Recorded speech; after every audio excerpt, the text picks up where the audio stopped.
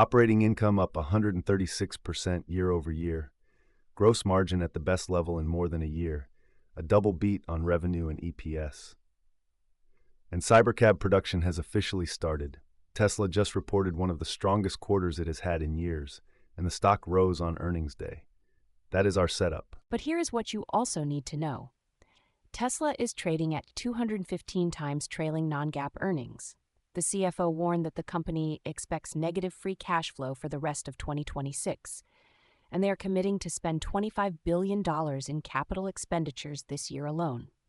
So the real question is Tesla a maturing electric vehicle manufacturer at a wildly stretched valuation? Or is it the most important technology and robotics platform in the world at a price that will look cheap in 5 years? That is exactly the debate, and today we are going to look at every side of it: the financials, the analyst views, the bull case, the bear case, and the one metric you need to watch. Let us set the stage on Tesla. Tesla is headquartered in Austin, Texas, with roughly 125,000 employees worldwide.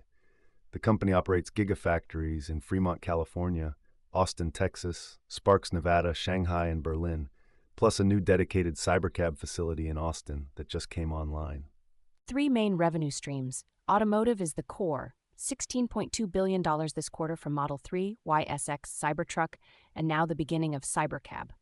Energy generation and storage, Powerwall, Megapack Solar came in at $2.4 billion, down 12% year over year, and services and other, FSD subscriptions, supercharging, insurance hit $3.7 billion, up 42%.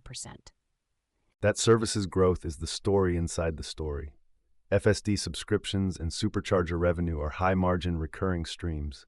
As the vehicle base grows, that flywheel compounds without proportional cost increases. The supercharger network is one of the most underappreciated assets in the portfolio. Over 60,000 fast-charging connectors globally, now licensed to Ford, GM, and others. Every charge creates data. Every license fee is pure margin. And then there are the future products. Cybercab production has started.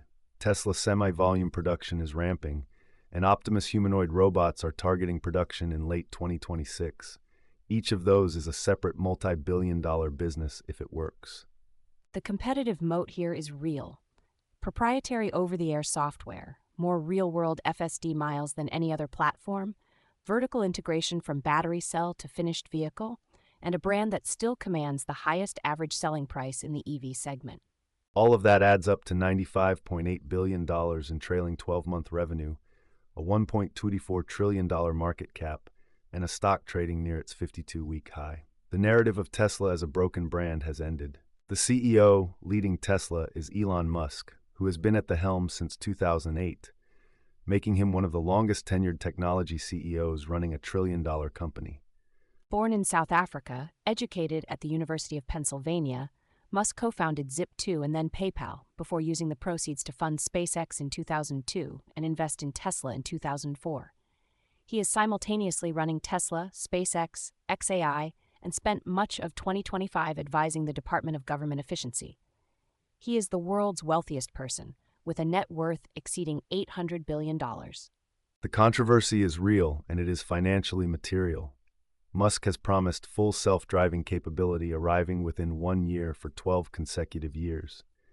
His political activities reduced Tesla demand measurably in Germany, France, and California. Tesla's European market share fell sharply in early 2025. Whether his brand recovery mirrors Tesla's Q1 recovery remains an open question. Let me dig into the financials on Tesla. Start with valuation. At $386 per share, Tesla trades at 215 times trailing non-GAAP earnings and 186 times forward 2026 estimates. Price to sales is 15.1 times on a $95.8 billion revenue base. Price to book is 17.5 times. EV to EBITDA is 136 times. Every metric is at the premium end of premium. The market cap is $1.24 trillion. That is 15 times annual revenue. For context, you can buy every dollar of General Motors revenue for 31 cents. You pay $15.10 for every dollar of Tesla revenue. That gap is either the greatest mispricing in automotive history or the correct pricing of something that is not really an auto company. On revenue, the trailing 12 months came in at $95.8 billion, 16% higher than Q1 2025 on a comparable quarter basis. Q1 2025 was the trough at $19.3 billion when Elon's political activities and aggressive price cuts compressed results. Q1 2026, at $22.4 billion, represents a genuine recovery, not just market appreciation. The margin recovery is the most important number in this report. Gross margin hit 21.1% this quarter, up 478 basis points from 16.3% a year ago. Operating margin is 4%, net margin 2.1%. Thin by tech standards, but the trajectory is what matters. The Q1 2026 beat, revenue of $22.39 billion against estimates of $22.35 billion, and non-GAAP EPS of 41 cents versus expectations of 36. Operating income was $900 million, up 136% year over year. GAAP net income was $477 million, thin on absolute terms at a 2.1% net margin, but the non-GAAP picture is cleaner. Cash flow. Q1 2026 operating cash flow was $3.9 billion. Free cash flow was $1.4 billion. On a trailing 12-month basis, operating cash flow is roughly $12 billion and free cash flow approximately $6 billion. That is solid generation for now. The balance sheet is a fortress in isolation. $44.7 billion in cash and investments, only $8.2 billion in total debt. Net cash position of $36.5 billion. Total assets $137.8 billion, current ratio 1.97. This is one of the strongest balance sheets in the automotive sector. But here comes the rub. Tesla committed to $25 billion in capital expenditures for 2026, up from $8.6 billion in 2025. The CFO explicitly warned that the company expects negative free cash flow for the rest of the year. Every dollar of cash generation and then some will be consumed funding Cybercab, Semi, and Optimus production. Return metrics tell the story of a company in heavy investment mode. ROE is 4.62%, ROA 2.75%, book value per share $22.11 against a stock price of 386 cents, so you are paying 17.5 times book. These are not the return of a mature compounding business. They are the metrics of a company reinvesting everything. Total equity $82.9 billion against total assets of $137.8 billion. Leverage is modest. The balance sheet can absorb the CapEx program. The question is whether the returns justify it. Overall, Tesla's financial health is watchful. The operating recovery is genuine, margins are expanding, and the balance sheet is strong. But a $25 billion CapEx commitment with negative cash flow guidance for the rest of 2026 creates meaningful execution risk on unproven products. What does Wall Street think about Tesla right now? Coverage is extensive and deeply divided. 31 buy ratings, 28 holds, 5 sells across 64 covering analysts. The consensus is technically buy, but the average price target of $397 implies just 2.7% upside from current levels. That is an unusually tight gap for a company with this much optionality. When the stock is sitting at 97% of the consensus target, the market has essentially priced the recovery. To make money from here, you need to believe either that estimates are wrong, meaning the bull scenario materializes, or that multiple expansion is still ahead. The range tells the real story. Wedbush raised its target to $600 post-earnings, 55% above current price, anchored to Optimus production and Cybercab robotaxi economics. Jefferies cut its target from $420 to $350, citing the CFO's negative cash flow warning as a near-term earnings headwind. Goldman Sachs raised to $440, citing genuine margin recovery and energy storage momentum. Morgan Stanley stayed at equal weight with a $330 target, the most cautious of the major banks. Baird raised to $450, maintaining outperform. A genuinely fragmented street. The stock rose on earnings day despite the CFO warning. That tells you the market is prioritizing the beat narrative and the Cybercab and Optimus production news over the near-term cash burn. Whether that prioritization holds through a quarter of negative free cash flow will be the test. Let me lay out the bull case for Tesla. And I will give you the bear side right after. Bull 1. Cybercab is in production. A purpose-built autonomous robotaxi with no steering wheel, no pedals, targeting a sub-$30,000 price point from a dedicated gigafactory. If you believe autonomous transportation is inevitable, Tesla has a multi-year head start on any credible alternative. Bull 2. The gross margin recovery is genuine. 21.1% this quarter versus 16.3% a year ago. The discount era that compressed margins through 2024 and 2025 appears to be over. Automotive gross margin ex credits hit 19.2%, the highest in over a year. Bull 3. Optimus. Elon called it probably the biggest product ever made, not just by Tesla, but by any company. Humanoid robots capable of performing physical labor could eliminate direct labor cost from manufacturing entirely. If Tesla builds them at scale, the total addressable market is measured not in billions, but in trillions. Bull 4. Energy storage is a secular growth business that the market consistently undervalues. Megapack demand is rising as utilities race to pair battery storage with renewable generation. Tesla's energy segment could rival its automotive revenue by the end of this decade. Bull 5. FSD expansion into Europe. Regulatory approval expected in 2026 would unlock high-margin subscription revenue across Tesla's second-largest vehicle market.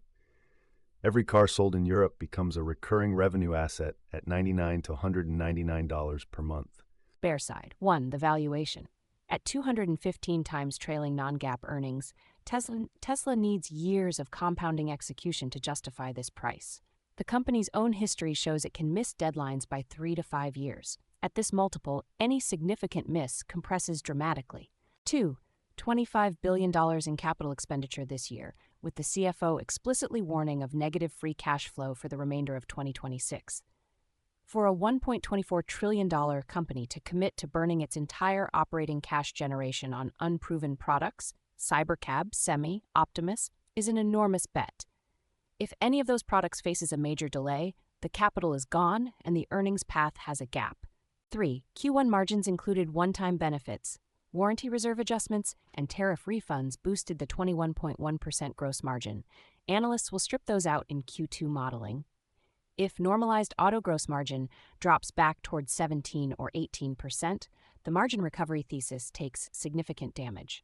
4. Brand damage from Elon's political activities is financially measurable. Tesla's market share in Germany fell sharply in early 2025. Europe is Tesla's most important international market and also the market most sensitive to CEO conduct. Recovering that share requires sustained operational focus from Musk, which his current schedule does not obviously allow. 5. Autonomous vehicle regulation. Cybercab's entire business model depends on a NHTSA approval and state-by-state clearance. Musk predicted robotaxi deployment in 2019, 2020, 2021, 2022, and 2023.